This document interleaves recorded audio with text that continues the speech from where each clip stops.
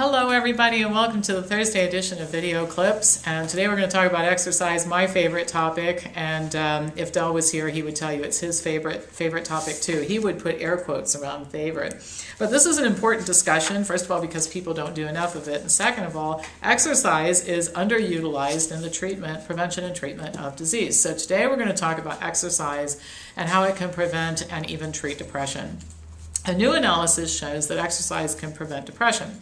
Now, one of the limitations of previous studies that have shown a positive benefit and why they have been discounted so much is the fact that they use self-reported data. And human beings are remarkably predictable in reporting their own behaviors. They generally give researchers inaccurate information about what they eat and how much they exercise. They overestimate and overreport eating good things. They underreport eating dessert. They'll say they work out 5 times a week when they work out 3. And nobody can really explain this behavior, but to a certain extent it doesn't matter. The problem is that self-reported data is remarkably inaccurate. So to avoid this problem, this particular group of researchers limited their analysis to studies that measured actual changes in aerobic fitness, which would be a marker then for somebody exercising more. They also limited their research to studies that involved follow-up of a year or longer with evaluation before and later to show the actual change in fitness. The studies they identified for inclusion had a total of over 1,100,000 patients. So this is a pretty big cohort. So the investigators divided the participants into 3 groups based on their aerobic fitness levels. And those who are in the bottom third for aerobic fitness were 75% more likely to have been diagnosed with depression than those in the top third. Those in the middle had a 25% less likely incidence of depression as opposed to those in the bottom third, which means that exercise and fitness reduce the risk of developing depression in a dose-dependent manner. The more of this stuff you do, the better you feel, even though your muscles may not tell you that the first few times you get your body in the gym or go out for a run or whatever it is that you decide to take up. This effect, by the way, has been confirmed in population studies which have consistently shown that active people are less depressed than people who are sedentary. Now, that's very important, but even more important is the fact that exercise has been shown to be a good treatment or part of a treatment program for depression for those who already have it. Studies have looked at the relationship between exercise and depression all the way back to the 1900s. So to a certain extent, when people say we need more research, I'm all for more research, but my gosh, do we have a bunch of it now if we would just take the time to pay attention to it.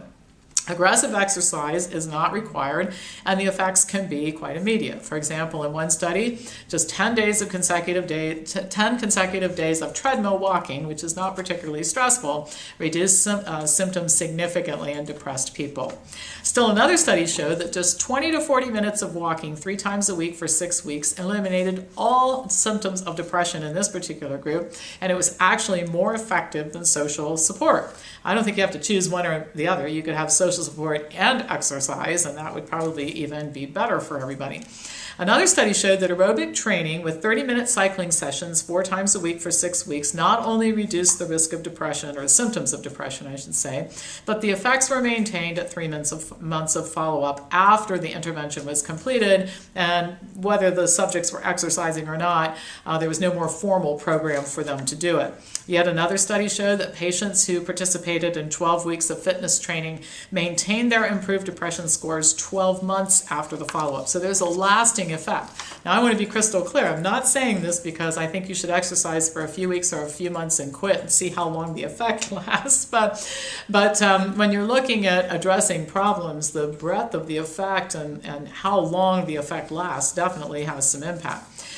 James Blumenthal is a clinical psychologist at Duke University, and he's conducted randomized controlled trials evaluating the role of exercise in treating depression and determined that exercise works as well as drugs, but of course there are no negative side effects of exercise like there are with drugs.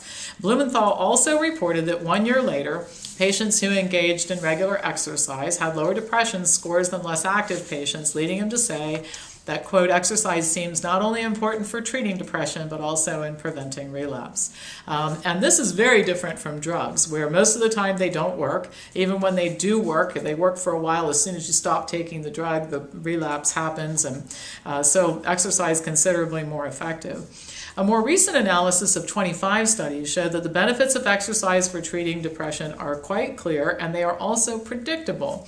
These studies all included patients who were clinically diagnosed with depression and started an exercise program along with control groups who did not exercise. The analysis concluded that moderately strenuous and supervised exercise had a, quote, large and significant effect for treating depression. The authors further concluded that previous meta-analyses that looked at this issue that were a little lukewarm on the idea might have been underreported or underestimated the value of exercise due to publication bias. And that's unfortunately a problem that's ongoing. Drug studies tend to get published in medical journals a lot more than studies about how exercise can cause you to not have to take drugs. Many studies have looked at the reasons why exercise has such a profound effect on mood and depression. One is it provides a distraction from depressing thoughts and distressing situations. Another is the self-efficacy hypothesis, and I think all of these things, by the way, play a role. I don't think it's actually one thing. Depressed people often feel unable to do positive things for themselves or engage in activities that can make them feel better, so this then perpetuates their negative feelings about themselves and worsens their depressive feelings. Well, participating in exercise, which I think is universally thought of as a positive and self-enhancing experience, can therefore help people to feel better about themselves, and that can be the beginning of pulling yourself out of a depressive state. Yet another reason that exercise can relieve depression is changes in brain and blood chemistry that take place after exercise sessions. Researchers analyzed 20 studies in which blood samples were taken from people who had major depressive disorders both before and after exercise. And these studies showed that exercise increases several peptides, growth factors, and other chemicals that contribute to brain health and mood. The authors also found some evidence that exercise results in changes in neurogenesis, markers of inflammation, and brain structure, all of which have a role in depression as well. Another mechanism is that exercise increases levels of both glutamate and gamma-aminobutyric acid, or GABA. These are two neurotransmitters involved in chemical messaging in the brain.